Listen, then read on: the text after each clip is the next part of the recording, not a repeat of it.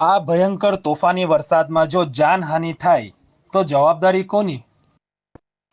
Valsad ભાગડાવાળા green park 3 વિસ્તારમાં અલી કોમ્પ્લેક્સની બાજુથી પસાર થતી ગટર લાઇનની સમસ્યા ઘણી વર્ષો જૂની છે, જેનો ઉકેલ લાવવા માટે કોઈ પણ તૈયાર નથી.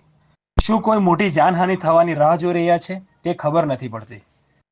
થોડા મહિના અગાઉ અલી કોમ્પ્લેક્સના રહેવાસીઓ દ્વારા ફરિયાદો કરવામાં આવી. ત્યાંના આગેવાનોને તથા સરપંચોને પણ જાણ કરવામાં આવી હતી, છતાં કોઈ પણ નિરાકરણ આવેલ નથી.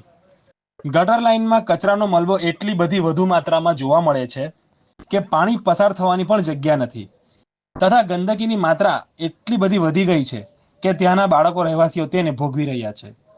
ગંદકી તેમજ ખરાબ પાણીનું શોષણ ત્યાંના વિસ્તારમાં એટલા હદ સુધી થઈ ગયું છે કે આગળ જતા બિલ્ડિંગના પાયાઓ પણ નબળી સ્થિતિમાં આવી જવાની શક્યતા વધી ગઈ છે અને દુર્ઘટના બનવાની શક્યતા પણ છે. હવે થોડા દિવસથી મેઘરાજાએ જે કોહરામ મચાવ્યો છે, જેના કારણે મોટે ભાગનો તે વિસ્તારનો પાણી તે જ ગટર લાઇનમાંથી પસાર થતો હોવાથી નબળી પડી ગયેલી દિવાલો તૂટી જવાના કારણે તેને રહેવાસીઓના ઘરમાં તથા બિલ્ડિંગમાં ગંદકી તેમજ કચરાના મલબાવાળું ગંદુ પાણી પ્રસરી રહ્યું છે. રહેવાસીઓ જાય તો જાય ક્યાં અને કરે તો શું કરે તેવી અવસ્થામાં આવી ગયા છે. હજુ પણ ફરિયાદીઓની ફરિયાદ સંભળાતી નથી કે જાણી જોઈને આંખ આડા કાન કરી રહ્યા છે. હવે વર્ષો જૂની રહેવાસીઓની આ સમસ્યાનું નિરાકરણ આવશે કે પછી કોઈ દુર્ઘટના બનશે